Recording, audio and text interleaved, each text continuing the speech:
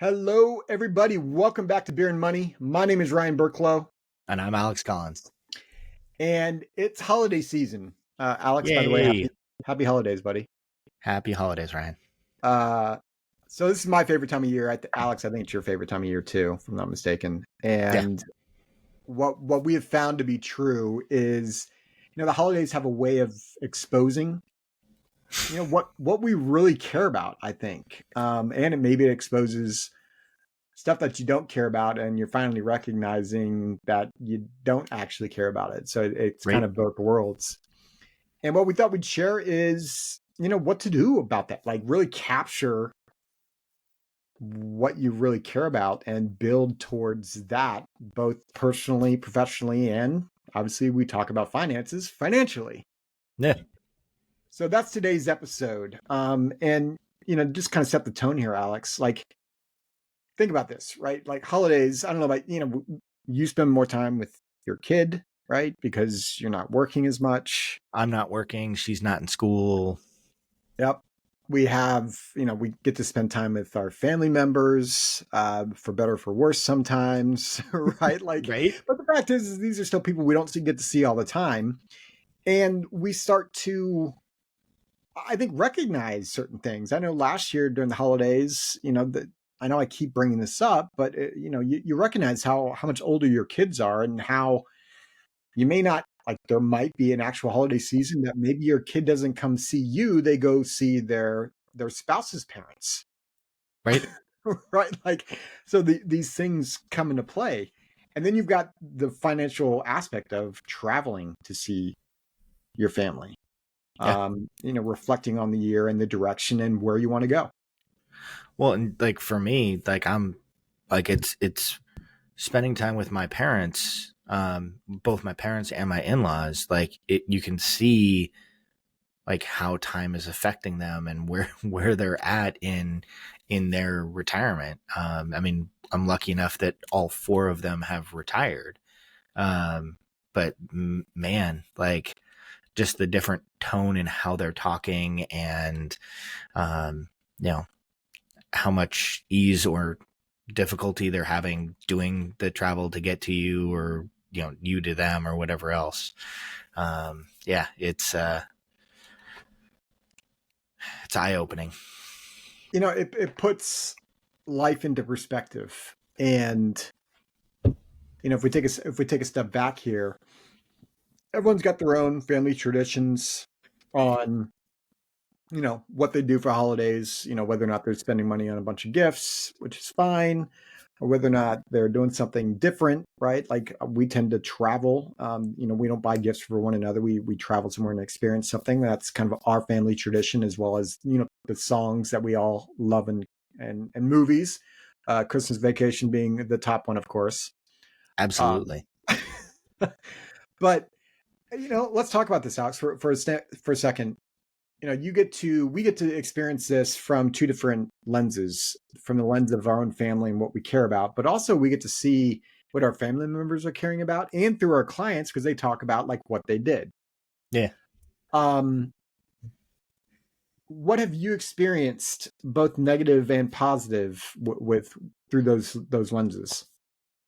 I mean, to me, so much of it is it's where we started this with remembering why we do what we do, and the motivation to do different things, to see to see my daughter grow up and mature, and like she's starting to ask questions that are really like thought-provoking and deep questions, and like it's really cool to see her growing up, and maturing. At the same time, it's also like it's heartbreaking because there's a little bit of a death of innocence, and like she's no longer my little girl. She's growing into, like, she'll be a teenager soon, and it's one of those things where it's like it's awesome and amazing, and like kind of the end of an era at the same time. But no, it's great to spend time with folks and like get back and get out of the busyness and just reflect on the why of who we are and what we do. And so much of that is spending time with family.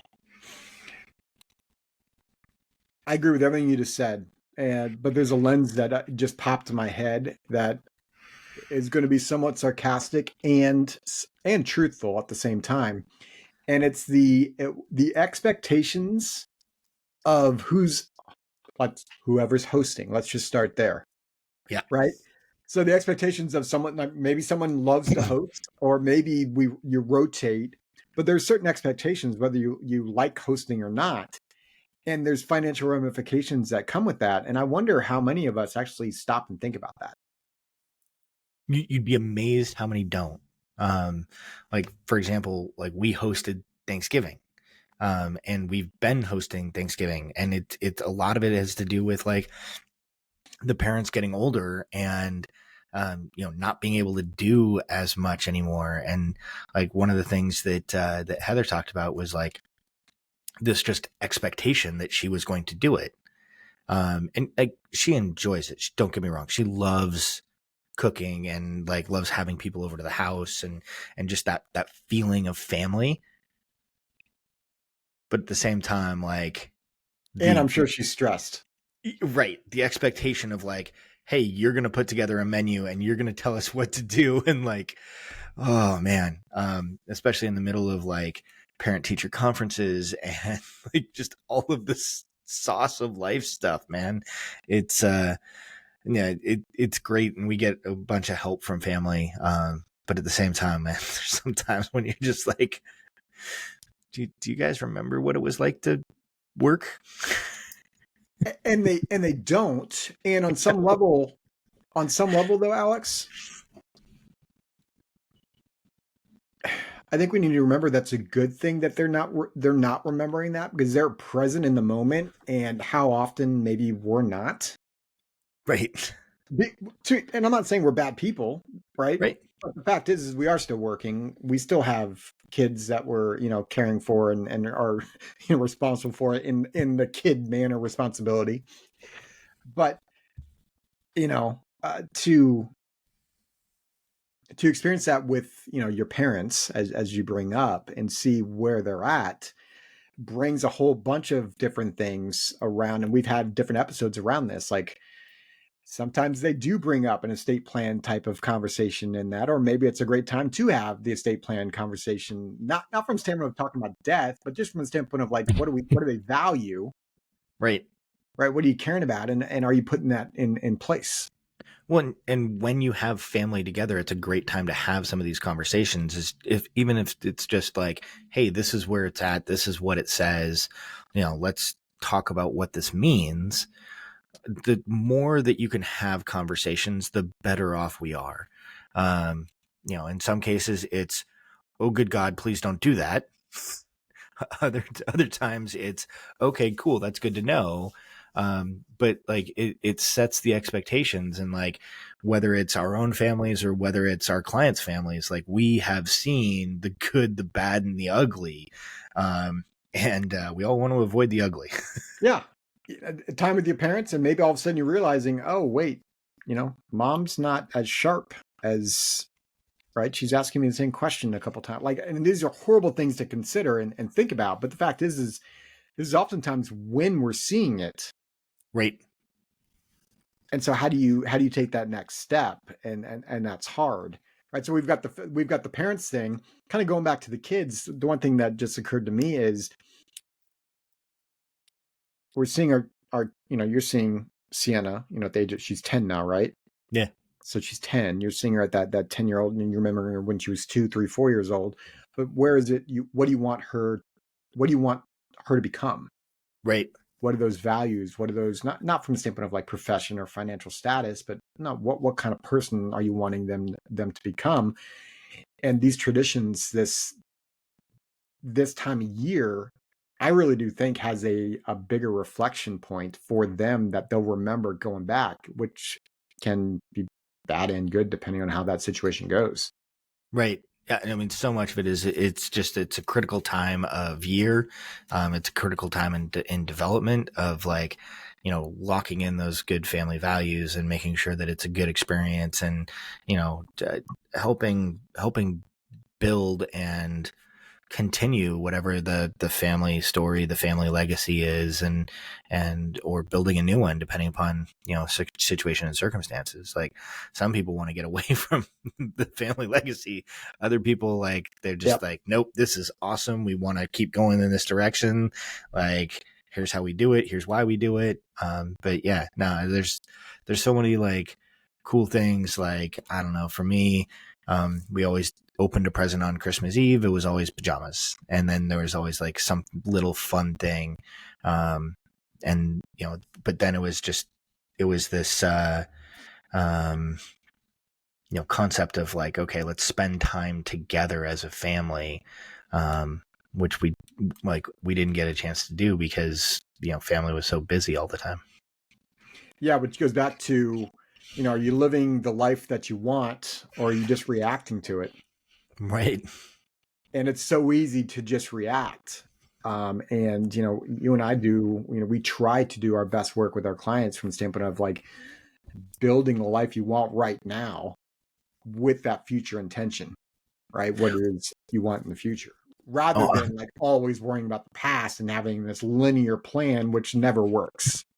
well, correct. And it, like, a linear spreadsheet math just doesn't, it never pencils out that way because life will throw you curveballs. But like, I'm trying to remember exactly what conversation that I was in, but one of the things that people were saying in this conversation was, we shouldn't plan the next step. That shouldn't be the first thing that we do. The first thing we need to do is figure out where we want to be, and then we can build to that. If we don't know where we want to go, it is impossible to take the next step, because we might be taking a step backwards if we don't know which direction we're supposed to go. Yep. um, and like, this is a wonderful time of year to sit down with your spouse, with your loved ones, and talk about, like, okay, what is it that we want? Where do we want to go? What do we want to do?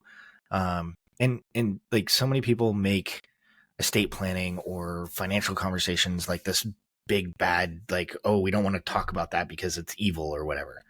No, no, no. Let's talk about it from the good standpoint. Like, what do we want to have happen? What do we want our legacy to be? What do we want?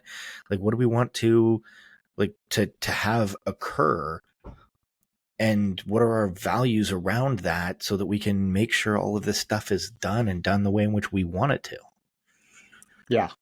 Like all of what you just said, right? Which, right, kind of tying in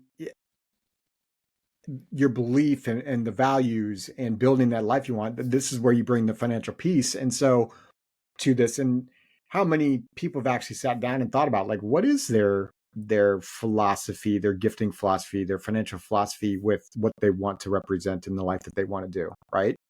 What, how does this play? Not like, not right now, but what is this? What do you want it to look like in the future? Right.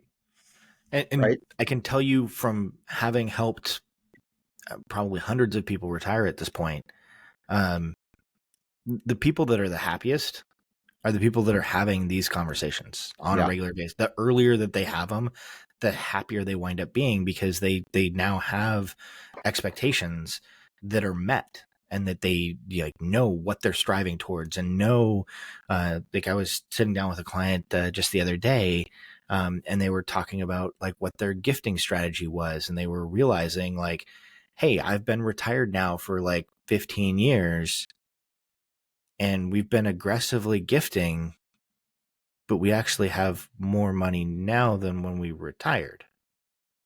And I was like, yeah. They were like, cool, what else can we do?